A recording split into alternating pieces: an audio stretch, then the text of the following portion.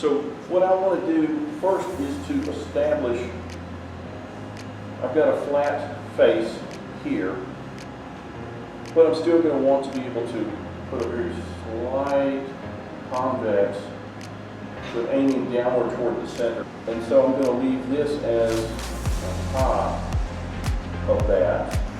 But if you notice, I put the blade in reverse so I don't the catch and break tip. Now I only want this 1/4 of an inch, 5/16. There's my center. I always make sure that I've got a good, clean, round edge here when I go to making these marks. So I'm going to take away some of this so that I can turn at a good speed, have a balance. I'm just going to try and sneak in here and get my start. Ride that around. Now I'm going to leave that undercut just a little bit, meaning just short of my line. And I want to look at that distance.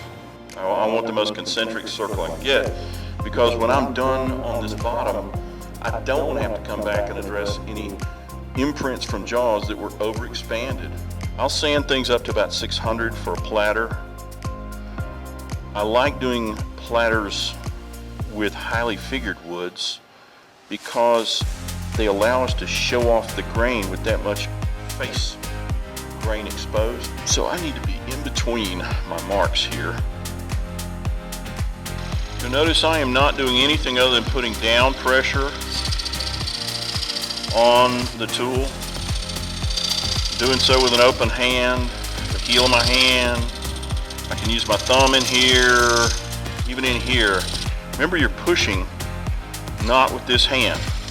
You're really just using this hand to create downward force, that's all. The problem that most of us have with that is we're going to wind up steering the tool inadvertently, and the only way to prevent that or teach yourself not to do it is to just simply use that hand as a weight. Now I want to stop at this point and see what I need to do correctively. Now, kind of like the front, I've established on most of mine by aesthetic only where I want that rim. I know you hear the 1/3, 2/3 thing, which is closer to 2/5, 3/5, but we tend to think easier in thirds. So fifths is a little harder. It's about where I want my gravy lip. And so I want to center up my OG right in here somewhere. So I'm going to establish the start of a curve. Just want to find that. There we go. Just real easy.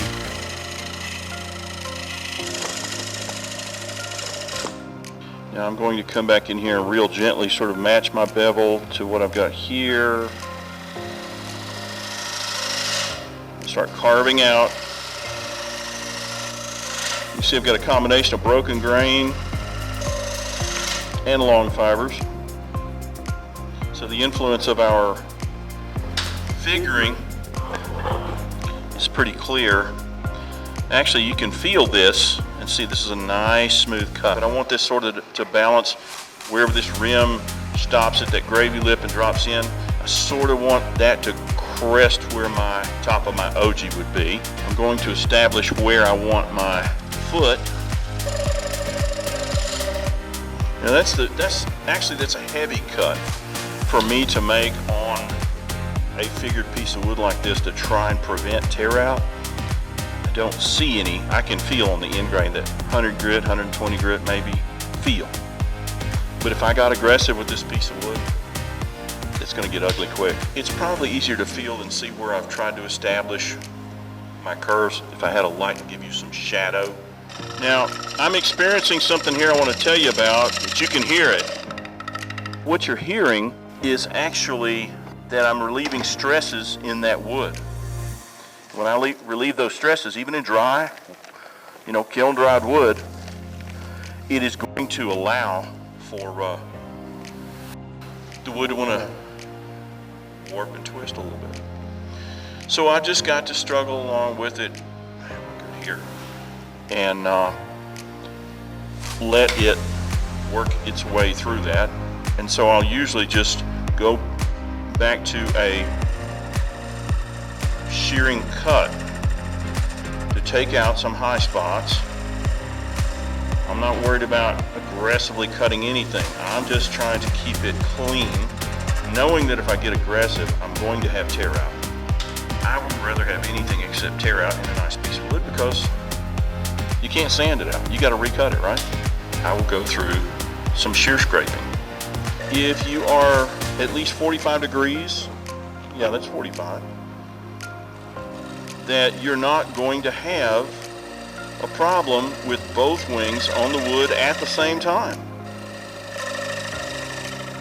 It doesn't cause any tear out, it doesn't cause it to grab, it won't cause you a catch. You'll notice how slow I'm proceeding here with sort of what I would consider a finish type shear scrape. Is there anyone in here that has not made platters? Initially, I think it's a little intimidating to us because once we figure out how a bowl works, then it's like, okay, but what's different? And what's different about it for me is real simple. That I have got everything on here to the point where I can ideally start sanding at, well, if I was lying, I'd say 180, but let's call it 120. You know, or 80. Hey, start off somewhere. And always start off at least one grit lower than what you really think.